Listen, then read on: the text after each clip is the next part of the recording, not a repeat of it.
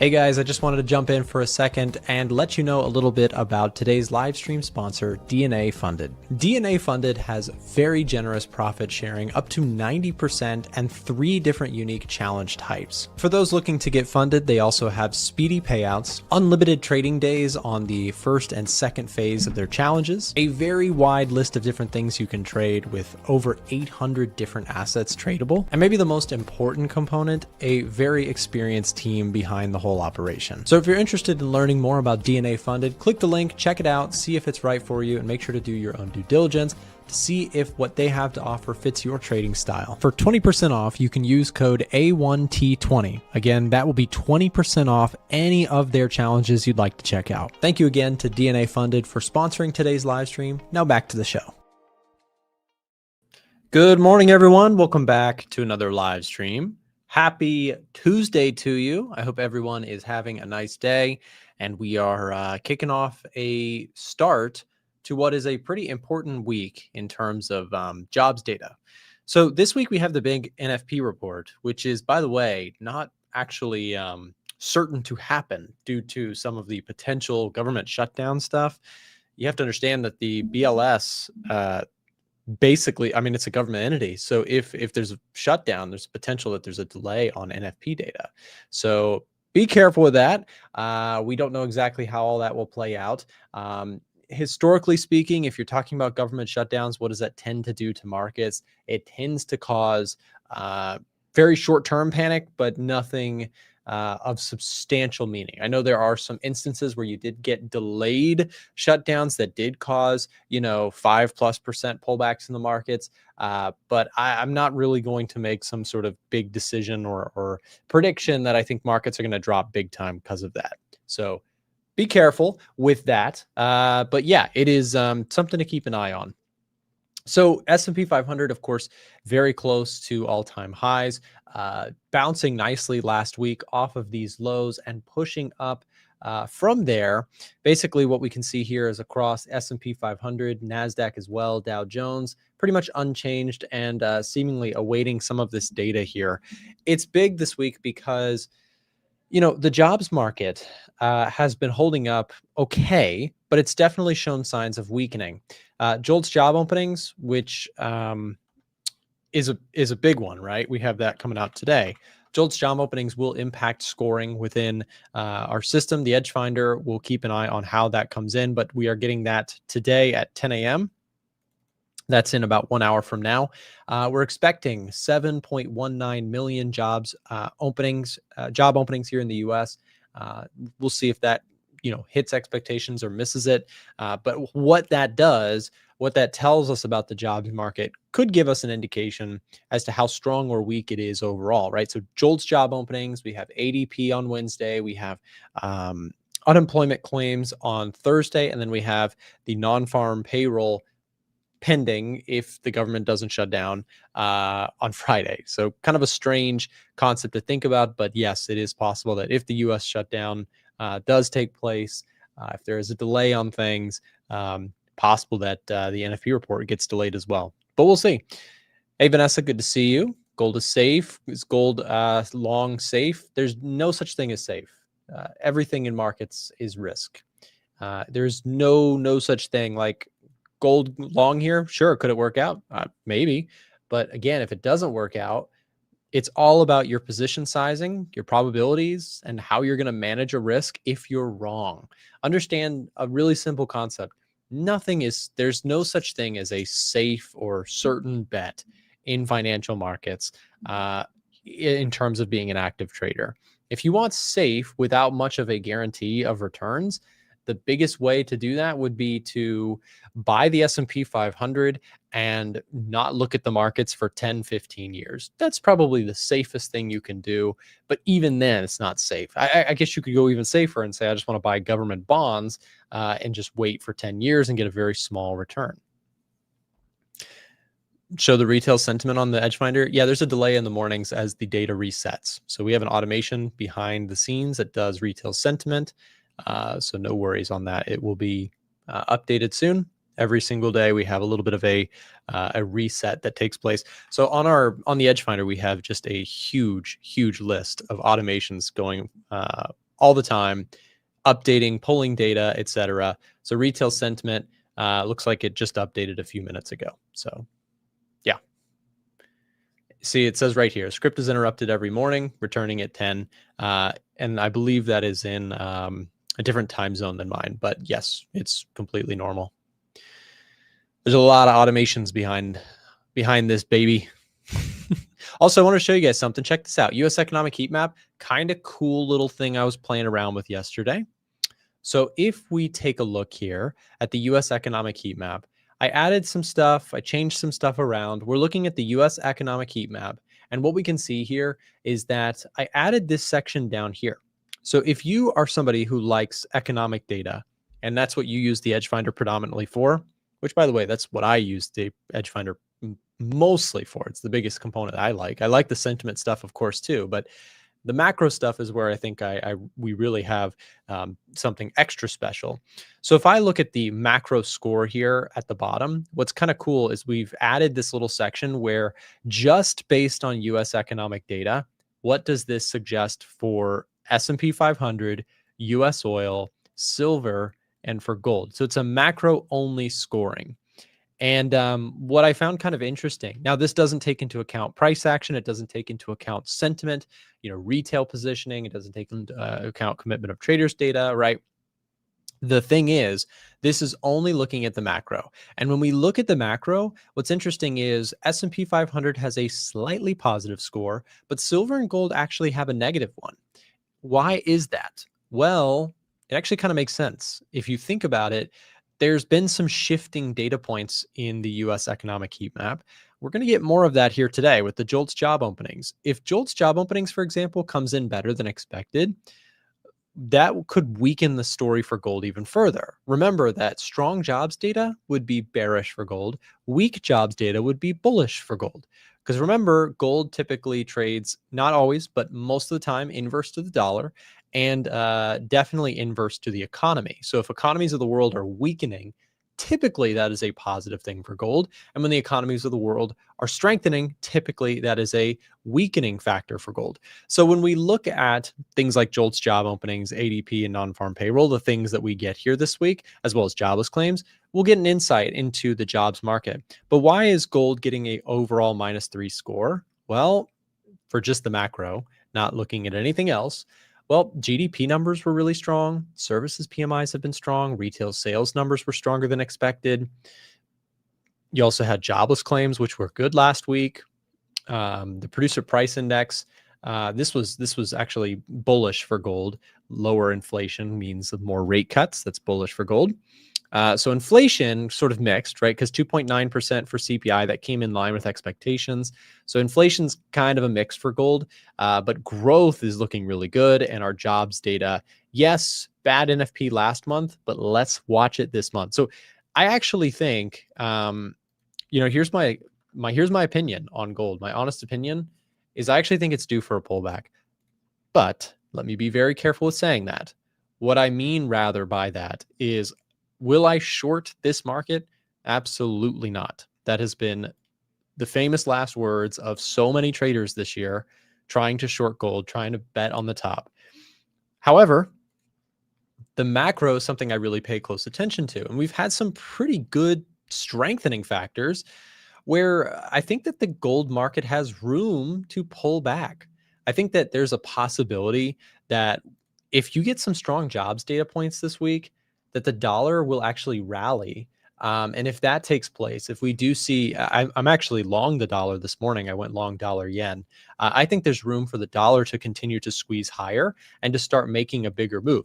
Does that mean that I'm just bearish gold and silver and I think that I have a huge, edge in going short? No, I am not shorting gold. I'm not shorting silver. I just think that they are a little overdone to the upside. I'm not shorting them. Again, I want to clarify that. I'm not saying overdone as in they're overbought and I'm selling because it's going to come down, but rather I just don't love the risk reward to getting long up here. If the market drops here for gold, if we see a pullback and the macro score starts to look favorable for gold again, I'm going to get long. I don't like to short gold and silver almost ever. It's very, very rare where that situation makes sense to me. But yeah, What's the government shutdown? I would just Google that because I'm not going to get into all of that today. But basically, it's a delay on government spending because they have a debt ceiling and all this conversation, and they have to debate and argue, and it can cause delays in things like government-funded activities like the BLS, which puts out the NFP report, right? So yeah.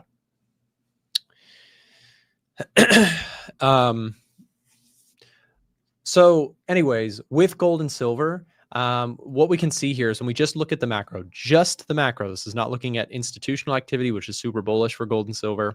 When we just look at the macro, it looks like we have sort of a less attractive environment for gold and silver at this time.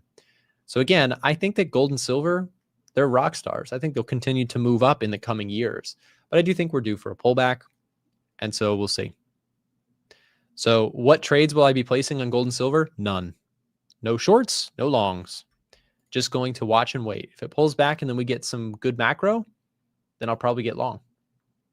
VIX is up here a little bit this morning. S&P 500 is also, it's flat today. Not really seeing any motion here. S&P is, we've had an improvement in terms of the S&P 500 scoring here within the macro score. Again, some growth metrics looking good. GDP still remains strong, which is good for corporate earnings. Inflation at 2.9%. Not ideal. We'll get some latest data on that next month, of course. But I think this week really for the jobs market, that's going to get the attention of markets the most. So we'll see how that plays out.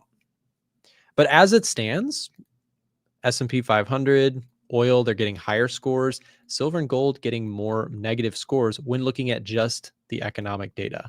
And I need to clarify that because if I go take a look at, the top setups page, and let's just add everything in here and let's just add indices for a second. So here's what you can see, right? So economic data, so Dow and NASDAQ are getting bullish readings, but it's mostly from other factors like sentiment like Dow Jones. I think there was a lot of institutional buying that went on. NASDAQ, same thing. And then economic data is just a +2. So it's positive, but it's not like screamingly positive.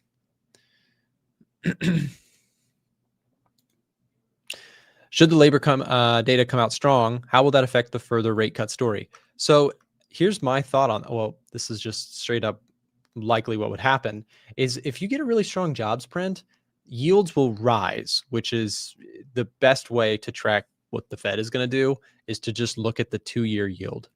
So if I'm looking at the 2-year yield, if you get strong jobs data, yields will rise. Yields rising would probably put pressure on gold. And in the short run, it would probably put pressure on stocks as well. Though in my opinion, I'm a fan of kind of focusing more on growth in the economy rather than begging for rate cuts. So if we get strong jobs numbers, I'm actually going to hope for actually that you do get a market sell-off or a pullback. Because to me, strong jobs numbers, that would be a reason to look to go long stocks on pullbacks. I'm also long the dollar. So I mentioned this morning, I went long dollar yen. If we just go, let's go major currency pairs. So dollar yen is getting a really nice score within the Edge Finder. It's getting a +7 score. When looking at sentiment, we have a flat reading. Technical looks positive though, and economic data looks pretty positive as well. So I have confirmation. I went long dollar yen this morning. I'll pull up the chart here. So I went long dollar yen just shortly before stream. Hitting into some support area. I'd like to see a pretty quick, move higher from here. I'm looking for a move back up to this 150 area or so. And I do think you have upside there. So I like dollar yen to the upside. I also like dollar CAD if we do get a pullback to like 1.3850. I like that area. Those are probably my top 2 dollar setups right now. You do also have euro dollar getting a pretty bearish score, but I don't love the chart for euro dollar. So if I pull up euro USD, yeah, see, I think if I wanted to get short euro dollar, I'd like to see like another leg lower just to kind of really show that bears are strong here.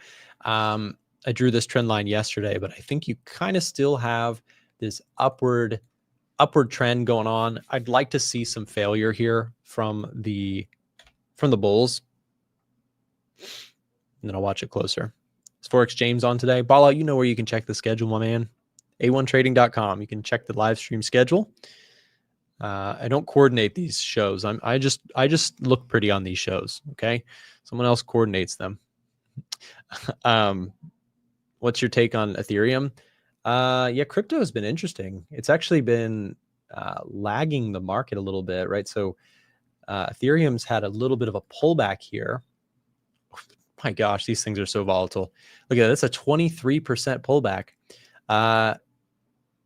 Yeah, we'll see. I mean, for me, if I look at,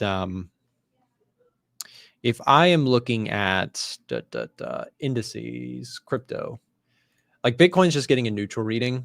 We don't have currently Edge Finder for Ethereum, but I'd like to add that eventually. That is on the to-do list. We have a long to-do list of things to build, but Ethereum would be a cool thing to add. -1 score overall. Sentiment sort of mixed. Technicals look negative, which I agree with.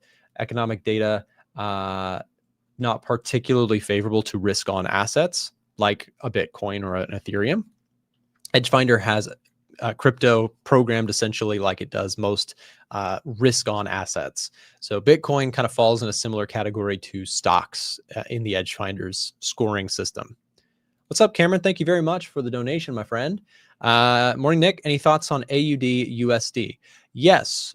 So if I am looking at the Australian dollar, and I'm just going to do this major currency pairs. So AU is going to be a bearish reading for me, actually. Sentiment getting a negative read. That's going to be looking at things like your commitment of traders data, see what institutions are doing. Technical read, I think you flipped a little bit of your momentum to the downside, and economic data just slightly favors the US dollar over the Australian dollar. So in its entirety, is it a really strong bearish score? Not really. -5 or +5 is kind of like, it's leaning one way, but it's not super, super bearish or super bullish. So if I take a look at the chart, though, I'll tell you this. Let me finish with Ethereum. So Ethereum, what I see here happening is you've had a little bit of a breakdown in this momentum. So if you're watching Ethereum, here's my thoughts on this one. You may be seeing, I don't have enough conviction to get short, but this looks like a pretty good technical short, right? So you're coming into this 38.2, this 50% retracement, this level looking left. Would not be surprised if you got a little bit of rollover and continuation to the downside. I think stocks also could have a little bit of room to pull back, especially if NFP comes in soft. Be careful with that. So yeah, I mean, to me, not a short I take because I don't have the confirmation within the system. Bitcoin and Ethereum would get the same score, even if Ethereum is on the list. It's going to most likely get a very similar score to Bitcoin within the Edgefinder's scoring system. So yeah, my thoughts on Ethereum. Technicals look bearish. Everything else kind of looks mixed. If you like it for the longer term, I also think the game with crypto is to wait for people to hate it before you buy it if you're like a long term. So I'm not really like a long-term buyer of Ethereum at these levels.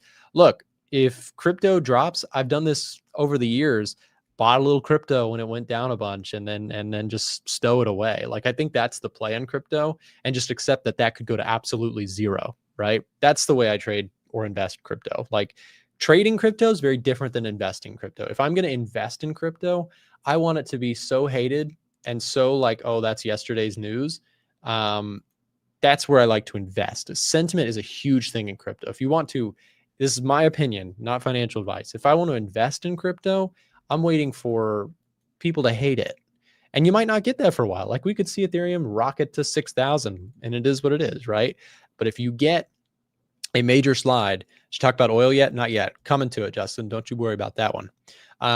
That's my point with crypto. Like if you want to own crypto for the long term, in my opinion, it's all about when you buy it. You don't buy it when everybody loves it. You buy it when everybody hates it. And easier said than done, right? Because when everybody hates it, you're like, gosh, this is such a loser to be buying this thing. Like this thing, you know, you get into a quote unquote crypto winter. It can be a tough thing to hold through. So I totally, but again, that's where all the reward is, where you take the risk when nobody wants it. Granted, there's always risk in crypto. Crypto, you could buy it thinking you're getting a good discount and see it go down 90% further. So super risky, like not a place to park money and you know, sleep soundly at night. It is a high risk, high reward place to trade or invest.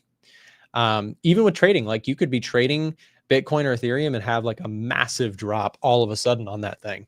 And it could blow through your stop loss, like meaning you could have a stop loss on a CFD brokerage or something with Ethereum or Bitcoin and wake up one day and realize you got so slipped, like your slippage was awful because crypto can move so quickly and so volatilely. I don't know if that's a word. All right, so the Australian dollar versus the US dollar. I mentioned I would do this one for our friend Cameron, who donated $2 to the stream. Thank you very much. Coffee is on you today, my friend. Thanks. So AU is getting a bearish reading within the Edge Finder. Main reasoning, sentiment, and I'll do a breakdown on this one because I think it's a good thing to kind of break this down further. So if I'm looking at the Australian dollar versus the US dollar, I know it's a little harder to see because this gets smaller, especially if you're on a mobile device.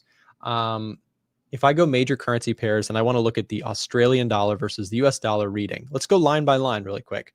COT data is where we're costing on the sentiment side. So sentiment wise, retail positioning is mixed, but COT data, institutions seem to be selling Aussie, buying dollar. Seasonality, the month of September, which by the way is ending. So granted, this could change a little bit tomorrow or 2 days from now. Seasonality, negative for, whoops, I'm looking at the wrong line. But same thing for Kiwi and for Australian dollar. We're getting a -1 score. Trend has flipped a little bit of its momentum to the upside to now a little bit bearish. GDP is a wash between the two currencies. Manufacturing PMIs is a wash. Services PMIs favor the US, right? Weak for Australia and strong for US. I know US had strong services PMIs. We're breaking this down because again, this is thinking, right? This is the procedure that goes into why the currency pair is getting a bearish reading. Retail sales is a wash between the two currencies. CPI favors USD. PPI favors Australia heavily, right? So US PPI, we know this just off the top of my head. PPI was really soft for US. That's going to be soft for the US dollar, and the Australian dollar stronger than expectations. So then we have a wash on the remaining categories: interest rates, labor data, PCE, etc. Final consensus, Edge Finder goes through all this data automatically, so you don't have to, and says -5 bearish reading. However, this does not mean, okay, logical conclusion, now I go short, right? That's not what the Edge Finder does. That is the synopsis that the Edge Finder has interpreted. Then I go look at the chart and I say, do I like this chart for a possible short trade? And the answer is not really. In fact, I think that if you were to get a short trade, like if the shorts were going to work out here, I would have expected it to hold this area, and maybe it still does. Maybe you get kind of like by end of day, like if you get this candle, like let's say today's price action completely reverses, then maybe that's a short. Like maybe we have more downside for the Australian dollar. But to me right now, this is going to look a little too choppy, too mixed, right? Because you came down here, swooped these lows, found some support in this area. So yeah, I don't love the idea of a short trade here, but I also don't love the idea of a long trade. So I would wait for candle to look with more confirmation one way or the other, right? So if we had a strong reversal here today, that could potentially signal that we are going back down to test these lows, in my opinion. But yeah, not a chart I particularly love. If I'm trading the dollar, I mentioned this morning, I took a trade. We'll see if I'm right. We'll see if I'm wrong. I took a trade long dollar yen right before stream. So we're up a little bit. I mean, trade hasn't moved very much, but I'm looking for a reversal higher here in dollar yen. I like this one in terms of dollar trades. I like dollar yen and dollar CAD the most. Dollar CAD is actually my favorite dollar cross to the upside. I really like this trade, and this will be probably my next attempt on dollar longs, is if you do get some downside in dollar CAD this week, a 50% retracement or a 38.2% retracement starts to look really attractive in my view for a further continuation to the upside. So if we get this kind of move, I am looking for longs on dollar CAD on a pullback here. I also know that Marko from the A1 trading team, he's also watching or I think he's already in dollar CAD longs as well. He's done really well with this. So if dollar CAD comes back and tags me in, then great. I can look for some longs in this area. But if it doesn't, then congrats to Marko, who I think, like I said, I believe he's already long. Yeah, so currencies are busy for me right now. There's a lot of stuff happening. The dollar bullish train to me is leaving the station. I think you have room for dollar upside. We'll see if I'm right. If I'm wrong, so be it. The thing is, I reiterate this frequently on my channel. Good trading is not about being right all the time. Trust me when I say that. Like, I'm wrong pretty often. Good trading is about managing a trade when it works in your favor or when it moves against you. And what the most common mistakes that traders make, the number one biggest mistake ever that traders make, is the position sizing being inappropriate, meaning they have big trades, and when something goes wrong, it destroys their account. You can't be in this game for the long term. If you see yourself trading 5-10 years from now, you better drop that position size, because I'm telling you what, stuff happens and markets go crazy, and all of a sudden you're blindsided by something, you're totally wrong about something, you get it wrong one time, and if you have position sizing that is inappropriate, it's going to wipe you out. If you have position sizing that is small and defensive, you can survive a lot that the market will throw at you. That's the name of the game. I've been doing this since 2018 live on YouTube. I have been wrong so many times in front of people. It's just like, you start to realize good trading, like, new traders think being right is what makes a good trader. Experienced traders know it's not about being right all the time. Your win rate is actually kind of irrelevant. If you have a low win rate, you can still make a lot of money in the markets. It's about what you do with a winning trade, what you do with a losing trade, what you do with your position sizing. Those are variables that are way more important. How you exit trades, how you manage your risk, how you manage your position sizing. Those are the things that make a profitable trader. It's not me telling you, oh, I know what gold's going to do tomorrow. That's newbie stuff. Newbies think like, oh, a great trader can tell me where gold is going to go tomorrow. That is what beginners believe in their head. But I'm telling you, if you want to jump the line and skip to the part where you actually make money in markets, forget the idea of getting it right all the time, and rather build a system that over thousands of iterations will make more than it loses. That's what a profitable system. It's like a machine, a machine that has losses, has wins, and net makes money. How do you build that? You just get really good at back testing systems. And in my opinion, I built my system around macro. Fundamentals played a huge role in building that consistency. I found it actually, and just a quick mini rant on this. I found it pretty exhausting when you start to realize, like, almost everyone in the trading space, like retail trading world, is all about technical analysis and charts and stuff, and that's great. But what I found is that there was way more potential in building a system surrounding the macro, like what's happening in markets, because you can study. Like, people ask me sometimes, how do you back test fundamentals? Well, you do historical studies. You look at times where inflation was high and jobs growth was slow, and you say, what does that typically bode for gold and currencies and the dollar and stocks? What does that typically do, and how do you study that? That's a lot of research. It's a lot of time and effort. Real quick, what's the greatest way to get started learning fundamentals and fundamental analysis for free? It's a simple answer. Join the free A1 Trading Telegram channel. There's a link right below me, this QR code. If you're watching on a TV or a desktop or whatever, scan the QR code to join our Telegram. Every day, our research team is putting up analysis on what's happening in markets and what fundamentally is driving prices. If you want to learn for free, you don't have to pay a dime. We are putting out some really, really valuable content. I'm telling you, I read this stuff myself because I've hired someone to full-time, or not full-time, but dedicate significant amounts of time to building a newsletter here, essentially, that keeps you up to date with what's going on. We also post bonus charts like dollar CAD from Marko yesterday. So again, to me, our goal with the Telegram channel this year was to create the highest quality, most valuable free newsletter that you could find for traders looking to learn macro, technicals, etc. Take 2 seconds. We'll drop the link here also in the chat if you prefer to get access this way. We'll drop the link there for you, or you can just scan the QR code. There it is. Join the free Telegram. Again, highly, highly recommended. Purely technicals? No, fundamentals. Someone asked me about oil earlier. Yeah, I'm back to neutral on oil. Price completely failed out. I went long. Here price moved in my favor and then completely reversed, and I took a small loss. And I'm glad that I did, because the price completely fell apart from there. So I'll keep an eye on oil, but my idea, my breakout attempt looked good, and then we failed. So I took a small loss, and I'm back to neutral, because my idea was based on macro starting to look a little better, technicals breaking out, and then when the technicals fell apart, just going to pass on the trade for now. So I'll keep an eye on it. Anyways, guys, up next, we have Marko sharing his trade ideas. So stay tuned. Don't go anywhere. He's got some more coming at you. Yesterday, I mentioned his dollar CAD trade. I think he's on the same boat where dollar may be showing a little bit of signs of strength here. We'll see if what his thoughts are. Stay tuned. He's coming up just after this.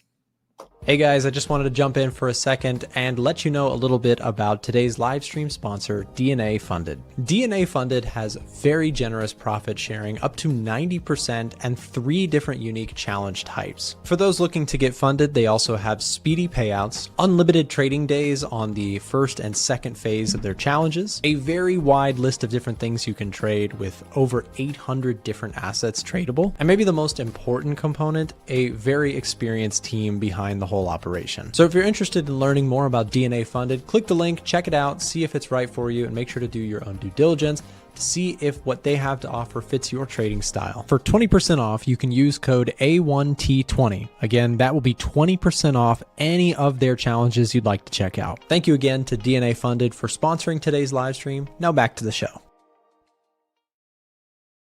Hello everyone, welcome to my segment of the stream. So I hope everyone is doing well.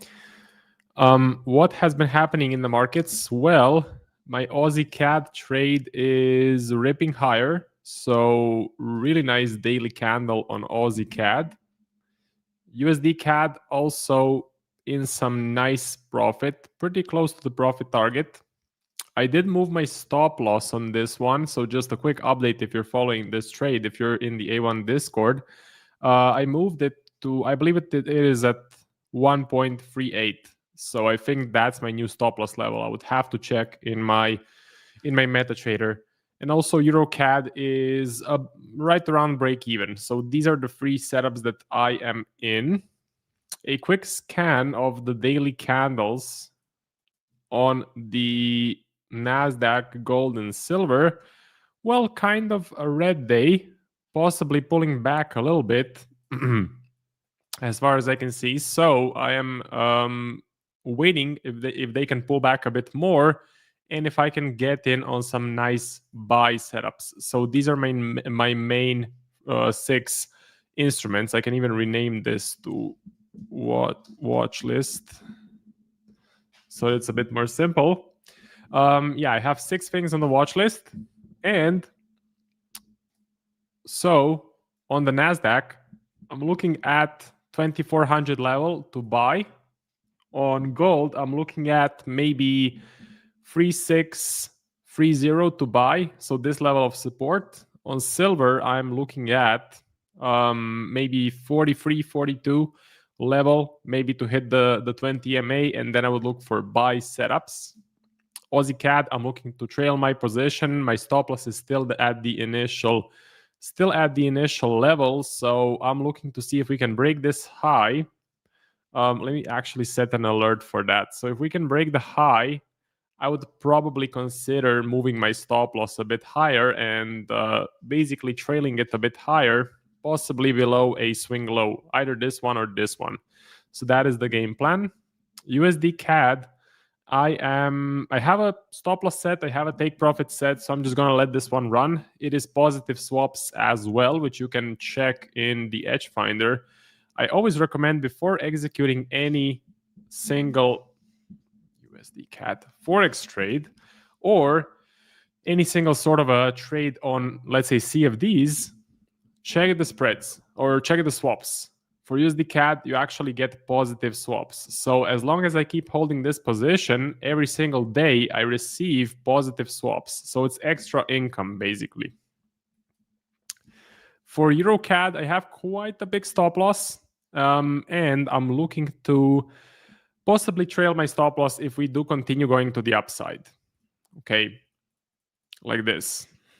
So my opinion of being long or being short the CAD, it's kind of a long-term view. So I don't mind holding these 3 positions for the next, let's say, for the next 2 to 3 months, for the end of 2025, maybe even beginning of 26. I think this is a long-term sort of view. Canada's economy long-term is in a downtrend. Short-term data is bearish as well. So I don't mind holding these positions as long as they want to continue moving in my favor, and as long as I can keep collecting positive swaps on Aussie CAD and on USD CAD. So that being said, let me check the comments. Let me see what you guys are saying. So let's see. JOLTS. Okay, let me check. Hey, Ballout, what's up? Let me check the calendar. Okay, yeah, JOLTS job openings is... Okay, so it'll be in like 23 minutes. Yeah, should be in 23 minutes. We will see what the JOLTS job openings numbers will be. And again, if you're wondering what is the usual effect, it's pretty clear on the Forex Factory calendar. If the actual number is greater than the forecast, that is good for the currency. So I will keep a reminder to check out the JOLTS job openings. So Platinum, Friendseld, hey, what's up? Just Jason, what is up?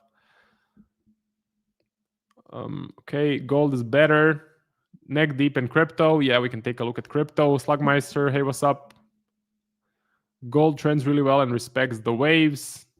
So Ballout is a wave trader. Holding metals is dumb, in my opinion.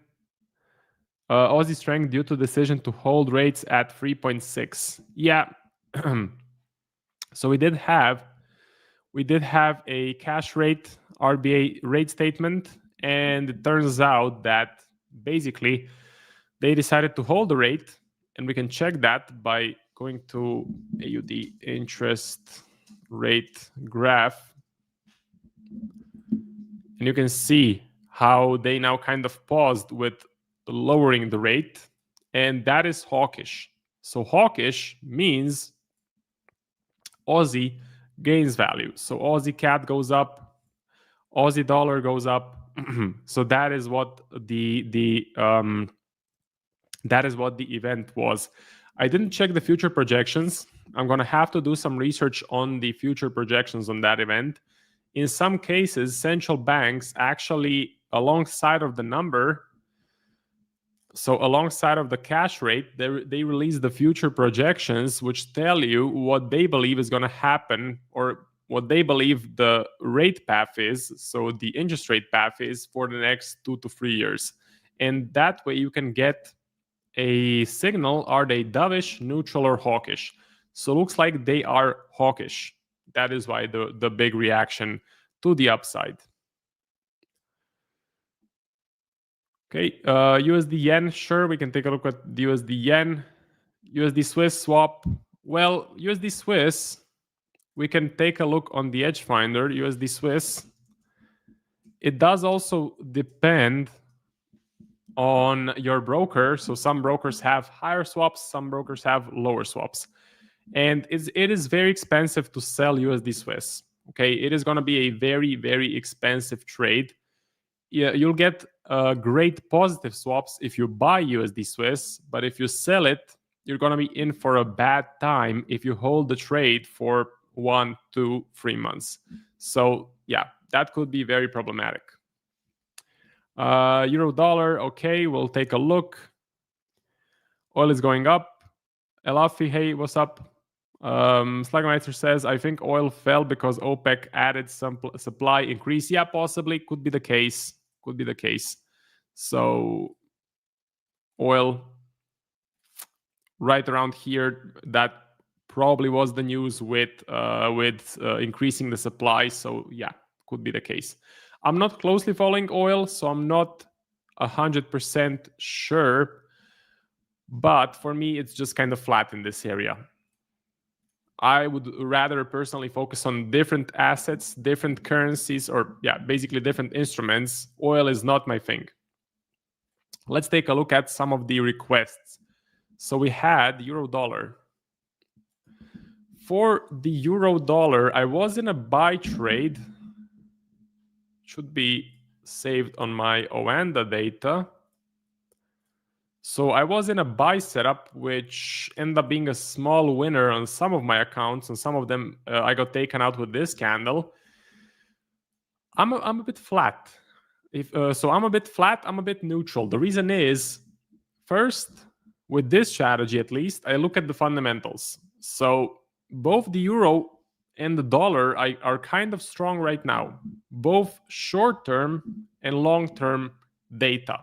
So just a refresher, for short-term data, I personally look at the Eco Surprise Meter. This gives me the data, all of the latest readings, right? So US, okay, not the best, but it's okay. Europe, again, short term actually bearish, but long term, I'm looking at the GDP, I'm looking at the unemployment, I'm looking at the CPI trends, and both of these currencies, both economies are doing okay, which means the markets will be flat. The markets will be range bound. That is reflected in the technical analysis as well. I think we have been mostly flat, mostly range bound. We mostly haven't moved up or down. So when buying or selling currency pairs, you need one currency to be strong and you need the other one to be weak. If both currencies are strong or if both currencies are weak, you're not going to get trends. You're going to get flat price action. So euro dollar, not my favorite thing to trade right now. USD yen was another one on the list. Okay.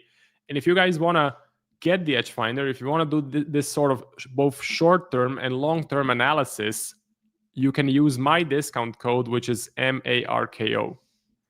This discount code also works if you want to join the A1 Discord, if you want to get my trade signals, trade analysis, daily market forecasts, fundamental events breakdown, and everything connected to that. If you want to trade with me, you can join the Discord, get the edge finder, and you can get a nice discount with my code. Okay. USD yen, for me, I'm kind of neutral, kind of neutral. There is an election going on right now in Japan. So Poly Market, this is the one. So the next Japanese prime minister, Poly Market. So the first three contestants are Koizumi, Takaishi, Hayashi. They sound super funny. This guy, the first guy is hawkish. The second contestant, I think that's a chick. I'm not sure. Maybe it's a guy, but he just looks like a girl. Anyway, second one is dovish. So it heavily depends on who will win. Koizumi, hawkish, yen goes up. Takaishi, dovish, yen goes down. So far, Koizumi seems to be winning by a large margin. So he seems to have 71% chance that he will win. At a couple of points, they were pretty close. So the yen is still kind of neutral, still a bit uncertain, in my opinion, until this election happens. And it should close, I believe, on the 4th of October. So that is when you get the results. And also, if you look at the BOJ interest rate graph, you can see that they are on a path to hike interest rates. They're on a path to raise interest rates. And if Koizumi wins, they will continue hiking interest rates. And the yen should essentially go up, meaning USD yen could go to the downside. Okay. Again, personally, I'm being patient. I'm waiting it out. Let's see what the election will, how the election will turn out. For now, we're just flat. We're just range bound in this area right here. I don't see much potential for trends. So let me tell you the key levels.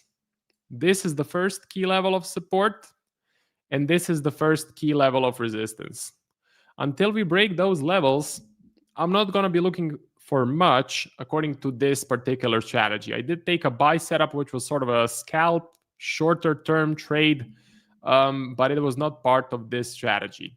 Okay, so for now, being patient, let's see a breakout. If I had to give you a bias, long term, it would probably be a bearish one. Okay, it would probably be a bearish one just because of the interest rates, just because the dollar should have lower interest rates in the future, while the yen should have higher interest rates. So just that interest rate divergence, we can take a look at, again, the edge finder and the carry trade scanner, USD JPY. See, base rate, quote rate, divergence. So the divergence, this should get smaller and smaller as the Fed keeps decreasing rates and the Bank of Japan keeps increasing rates. So it'll be very interesting.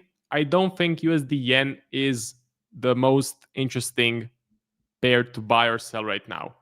So we covered euro dollar, we covered USD yen. Now it's time for some crypto stuff.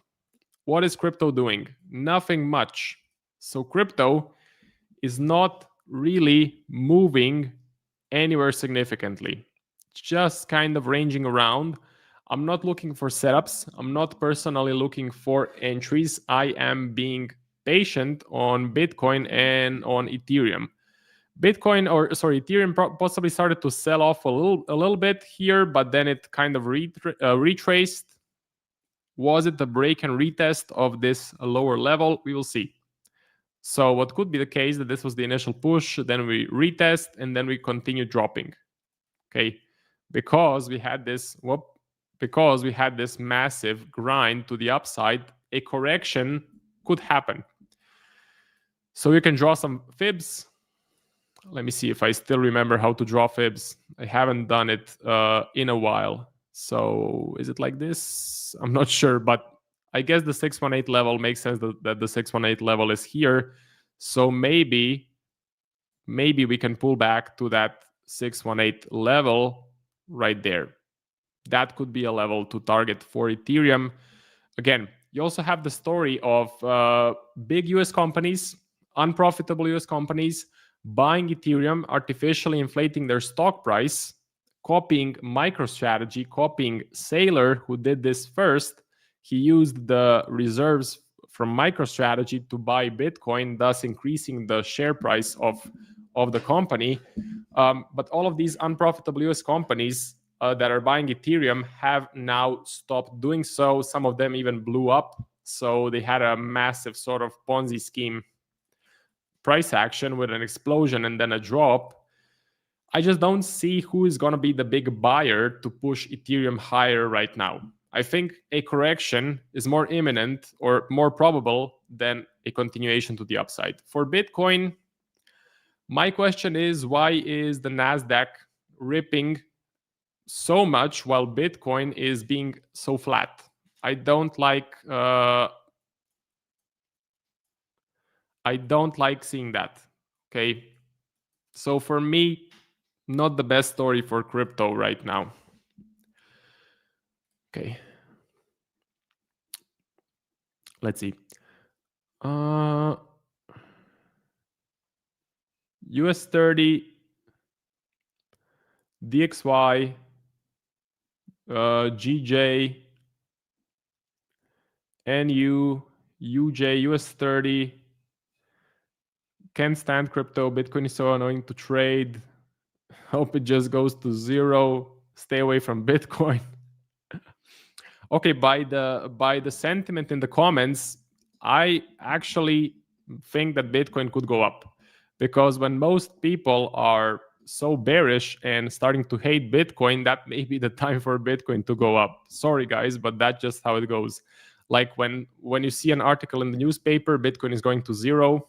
When you see massive skepticism and massive hate for crypto online, usually the best time to buy. So by doing a quick survey on the comment section, I think Bitcoin could go up. Maybe, we will see. We had some requests for indices. So NASDAQ, S&P, US 30, Russell.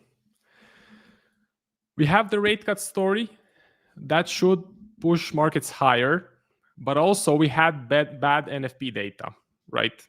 So we had some bad NFP data. Let me check. NFP is in a definite downtrend. So definitely moving lower and lower. So it's kind of an opposite sort of effect because jobs market is down and rate cuts are forecasted. Rate cuts are bullish, bad NFP is bearish. That's kind of a mix. So it's not the best fundamental story right now for the indices. For some reason, maybe artificial intelligence, they all seem to be ripping higher like crazy.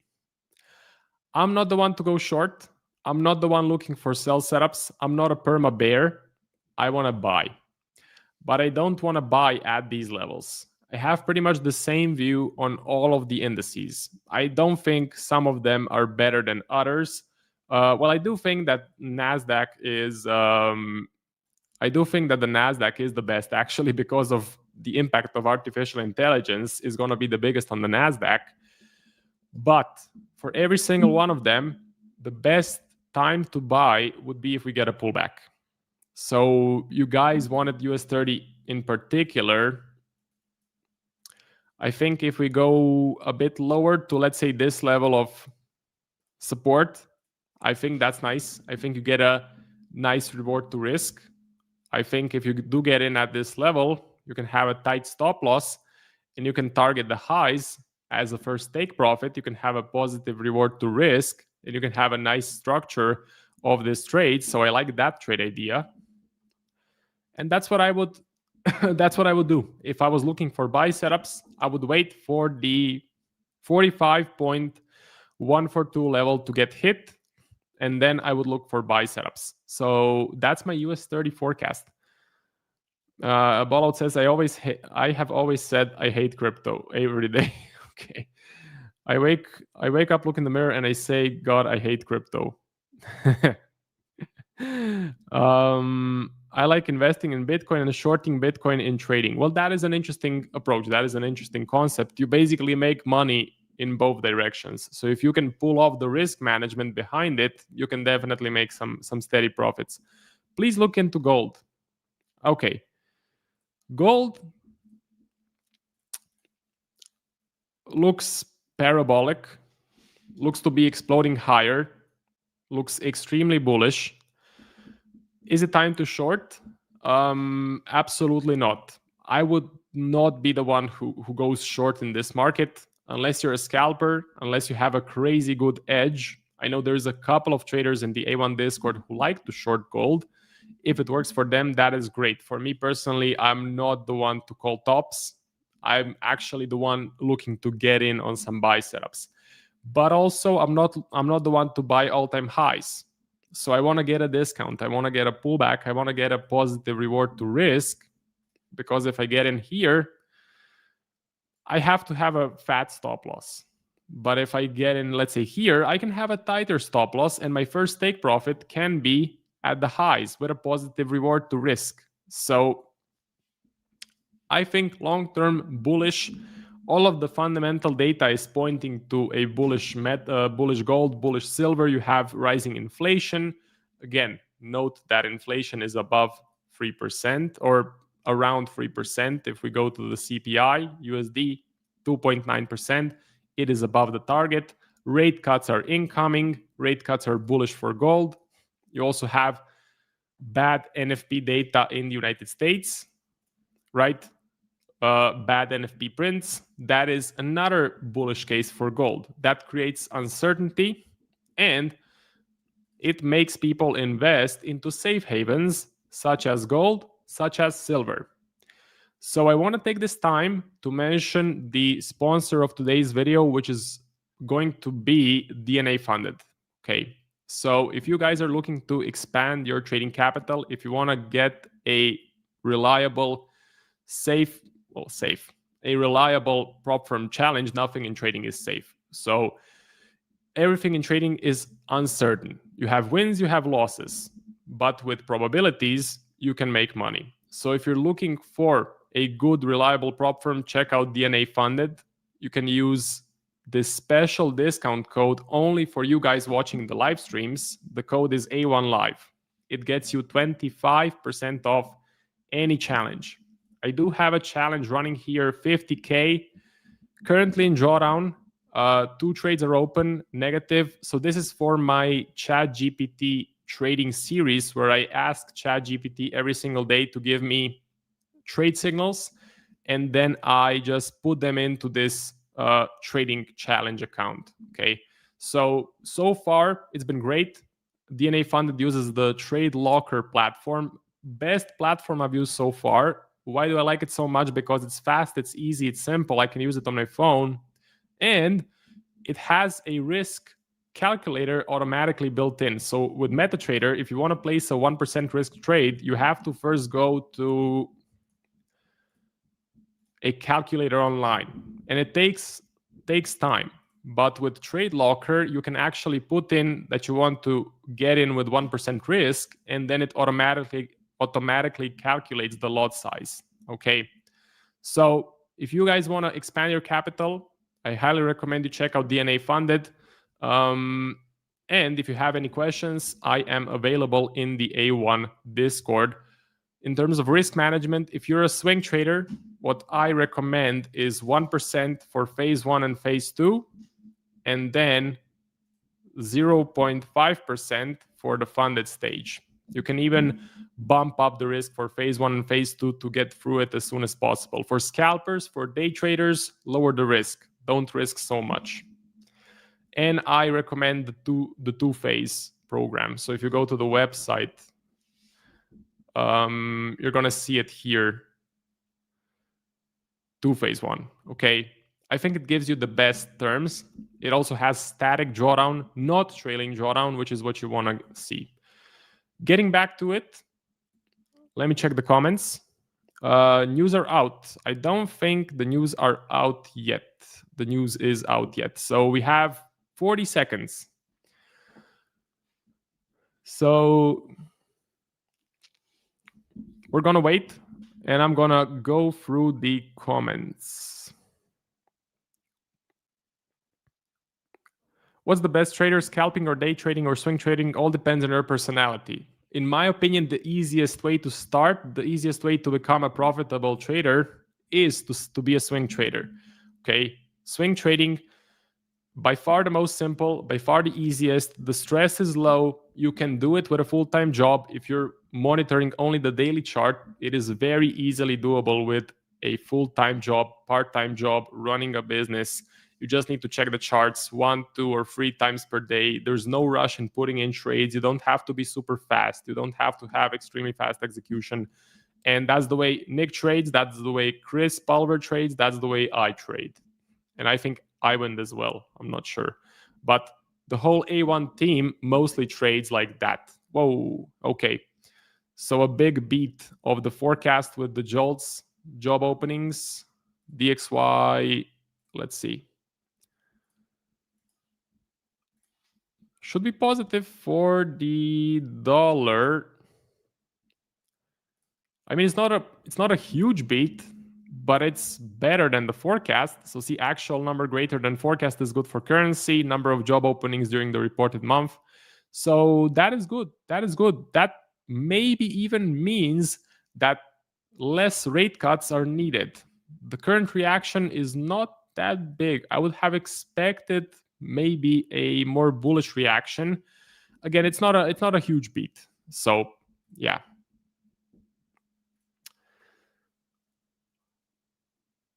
Okay, let's see some more comments. GPUSD. Yeah, I'm gonna mention the pound pairs. Just let me go through the comments. Ever since I've been regularly watching A1, I have turned off CNBC or at least barely watched it. What a change. So CNBC, I think most analysts on CNBC don't know what the hell they're talking about. They don't have live money in the markets. they are mostly marketing specialists. Okay, they are there to keep your attention on the screen and not really to give you any significant information. That's just my opinion. I think CNBC is mostly noise, mostly crap, and you're much better off watching the stream right here on Trader Nick's channel. You're going to get a lot more value in a lot less time. Is DNA funded available in all countries or specific ones? It's available in most countries. Okay, United States, Europe, Croatia. I'm from Croatia, and it's available for me. But it is best to check with their support or on their website. ChatGPT is helpful. Well, so far it has had good performance. It has been up plus 23% in 90 days, but lately it has taken on some losses. So I'm not putting in a huge amount of money into the ChatGPT trading experiment. I just have the fund challenge open. But I liked the prior performance. I mean, 23% in 90 days, that's quite high. That is a lot. But so far, I would not put, again, a huge amount of money devoted to ChatGPT signals. I'm just testing it for fun and for content here on YouTube. Yeah, so he's just doing it for content. Yeah, exactly. Okay. CNBC is entertainment, not trading reliable. That is exactly what I believe. Can you check Swiss yen? Yes. What JOLTS data is helpful for USD, good or bad? Well, here, if you're wondering what is the effect, go to Forex Factory calendar, click this. Usual effect, actual number greater than the forecast is good for the currency, meaning good for the US dollar. This is your cheat sheet, okay? If you don't know fundamentals, this is your cheat sheet. Open up these small boxes and read into it and learn about it. So Elder Ward says the last 5 JOLTS were off, minus 2.7, minus 1.8, plus 6, plus 3, and minus 4%. All of those only made the dollar twitch at most. Okay, so yeah, according to that back test, we're not expecting a huge reaction. So let me check Swiss yen.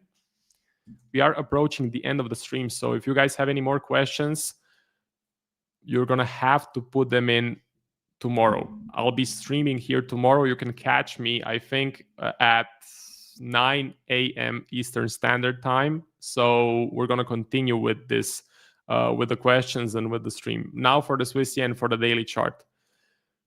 To be honest, I don't like touching the yen right now.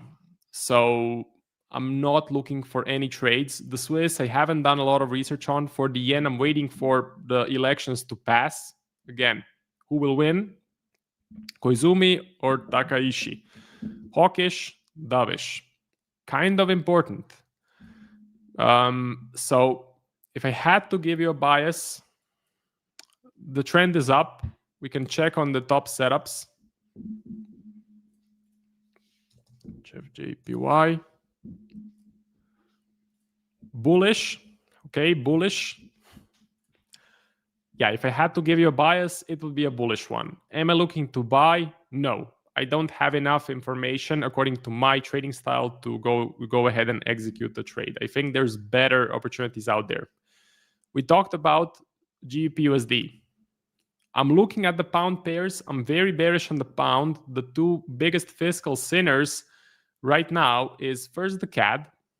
I hate the CAD. I'm shorting the hell out of the CAD. And the second one is the pound. So I want to sell GBP/USD. I want to buy Euro GBP. What I'm looking for a key breakout of some specific technical levels. For GBP/USD, this is it, this level of support. I'm looking for a break of this level of support, and then I would be looking for nice sell setups. Okay. For Euro GBP, I'm looking for a breakout higher out of this level of resistance. So you can see I have my alert set. Until we break out of this, I won't look for anything because I don't want to get stuck in buy positions here. I don't want to pay massive negative swaps. So let me first wait for a breakout, confirmed breakout to the upside, and then I would be interested. So a couple of last minute questions. Let's check it out. What prompt language do you use to ask ChatGPT for trade signals? There's more information on my channel. I already made 2 videos in the series, and I explain everything in there. I don't want to take up too much time here. So go to my YouTube channel. My YouTube channel is Marko's Trading Journey. Okay. So Marko's Trading Journey. You have it in the chat as well. So thank you, James. And search up ChatGPT on my channel. You're going to find it. All of the information is there. Do you stick to specific pairs, major Forex pairs, and the S&P 500? You have my whole trade journal in those videos. So far, ChatGPT is up, I think, plus 21% in the last 100 days. I think now we have passed 100 days. With minimal drawdown. Maximum drawdown was like 3 or 4%. JOLTS being read on the Forex Factory is a little questionable, sort of like consumer sentiment and others. So maybe they're not as important as the markets think, or as Forex Factory thinks. Maybe they are a bit less important. They are read, so we're gonna cover them, and they are a bit higher than the forecast.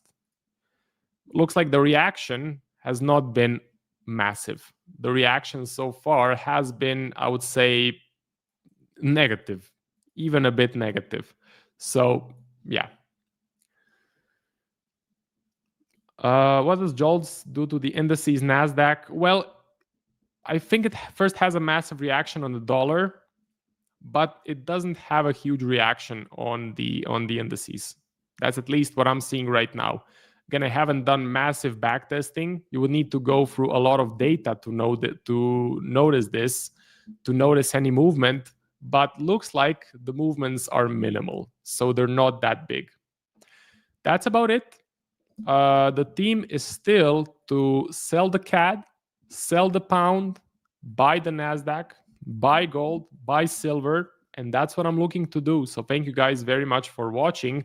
Check out DNA Funded. You can get 25% off with our discount code A1Live, and I will see you tomorrow. Goodbye. Thanks for watching today's show. Remember to subscribe if you're new and to turn on post notifications so you don't miss the next one. If you're looking for more free trading content, consider joining our Telegram channel, linked in the description down below, or find free courses, prop firm discounts, and broker sign-up perks on our website a1trading.com. That's all for today. We'll see you back tomorrow.